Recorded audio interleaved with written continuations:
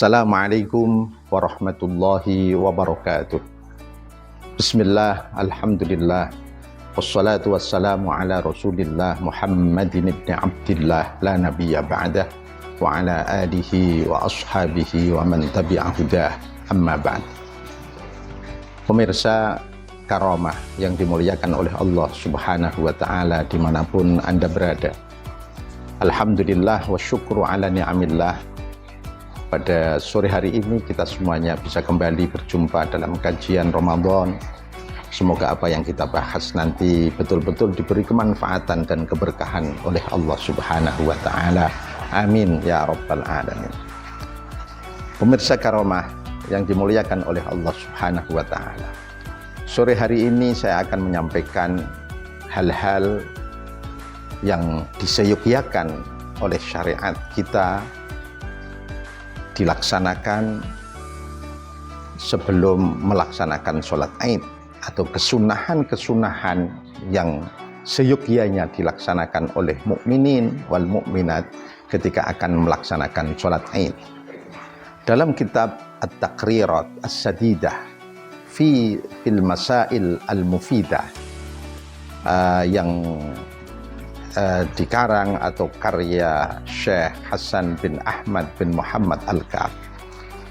Di situ disebutkan bahwa beberapa kesunahan yang seyogyanya dilaksanakan sebelum sholat Id, yang pertama adalah ihya'u lailatiha bil ibadati, yaitu menghidupkan malam Id dengan beribadah.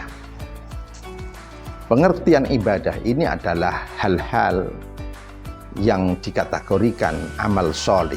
Ini ibadah. Bisa dengan memperbanyak takbir, dengan sholatul jamaah, sholatul lail, dengan qiyamul lail, dengan doa, di mana doa pada malam Id adalah doa yang tidak pernah ditolak oleh Allah subhanahu wa ta'ala. Ini yang pertama. Nah, begitu juga kalau takbir kemudian justru akan membawa kemafsadahan, ya tidak usah takbir. Apa takbir yang membawa kemafsadahan itu? Ketika takbir itu dilakukan dengan takbir keliling, dengan arak-arakan, syiar ya syiar, tetapi satu mengganggu orang, kepentingan umum, orang jalan jadi terhambat, jadi susah. Kemudian di situ ada kumpulnya laki-laki dan perempuan, ada pemuda-pemuda, pemudi-pemudi naik truk bersama. Nah, ini namanya membawa kemafsadahan atau ada nilai-nilai kemaksiatan di sana. Ini lebih baik takbirnya sendirian di rumah atau di musola, di masjid, lebih baik itu. Ini yang pertama. Yang kedua, al-ghuslu, disunnahkan mandi. Wa yadkhulu waqtuhu min muntasifil laili, dan waktunya mandi itu sudah termasuk mandi Id ketika di tengah malam, sudah masuk muntasifil lail, sudah masuk termasuk mandi Id. Yang ketiga adalah at-tatayyubu wat tazayyunu, memakai parfum, kemudian berpakaian yang baik, yang baru. Ini disunahkan oleh syariat kita, disunahkan oleh Allah, oleh Rasulullah Sallallahu Alaihi Wasallam. Kenapa begitu? Kenapa al-ghuslu wat tatayyubu wat tazayyunu menjadi sunnah? Ini tidak hanya di sholat Aid, sholatul Jum'ah juga ghusl disunahkan dalam sholat Jum'ah. Tatayyub juga disunnahkan dalam sholat Jum'ah. Kenapa begitu? Karena Allah subhanahu wa ta'ala ketika mensyariatkan sesuatu itu pasti ada hikmah tasyri'iyah, hikmah disyariatkannya perintah itu. Walaupun ini sunnah, ada hikmahnya di sana. Hikmahnya apa? Ketika orang akan sholat Id, mandi terlebih dahulu. Berarti apa? Badannya bersih, memakai wangi-wangian lagi, Jadi orang yang duduk di sampingnya itu akan menjadi nyaman karena bersama orang yang bersih, tidak bau. Betapa ketika kita sholat Id kemudian di sebelah kita baunya kecut, orang ini akan segera keluar, ingin segera pergi dari sisihnya orang yang bau tadi. Maka rasa nyaman ini harus diciptakan ketika kita itu kumpul dengan banyak orang. Dalam keseharian kita adalah pergi sholat jamaah, pergi Jumatan, dan yang tahunan ini adalah pergi untuk melaksanakan sholat Id.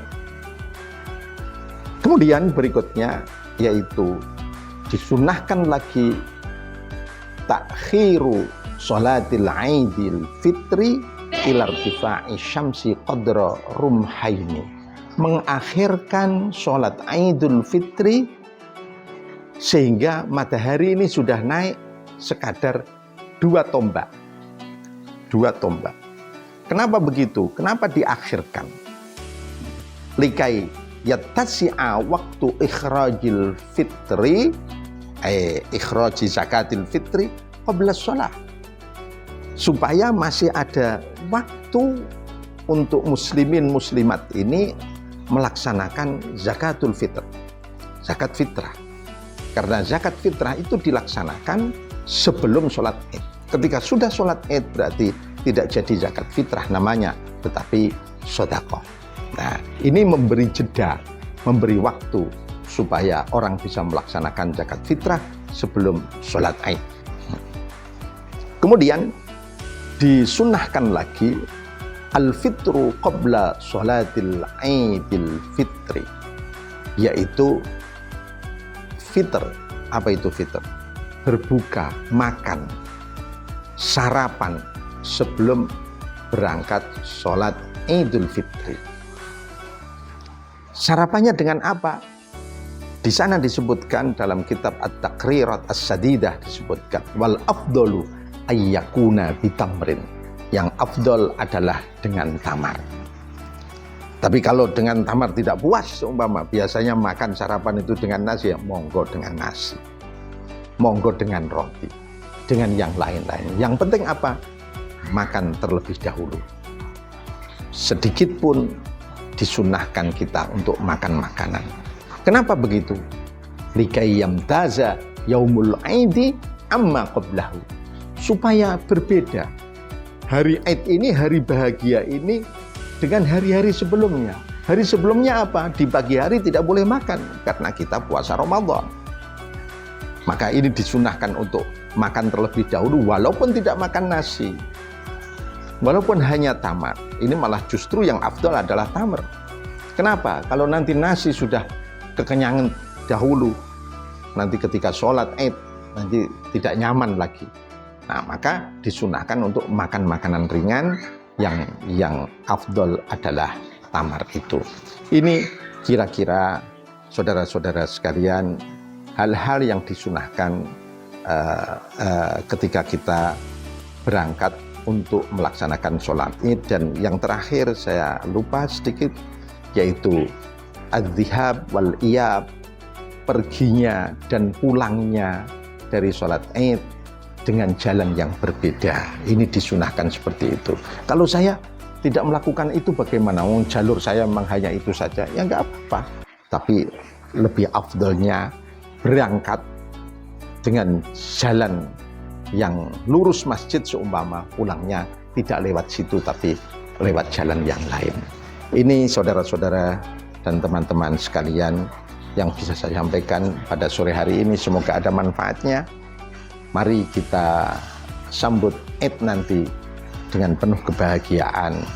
Semoga yang susah-susah menjadi bahagia, yang sakit, sedang sakit, semoga segera diberi kesembuhan oleh Allah Subhanahu wa Ta'ala, bisa menyempurnakan puasanya dan bisa melaksanakan sholat Id bersama, dan dosa-dosa kita diampuni oleh Allah Subhanahu wa Ta'ala. Amin ya rabbal alamin. Terima kasih. Semoga ada manfaatnya. Wassalamualaikum warahmatullahi wabarakatuh.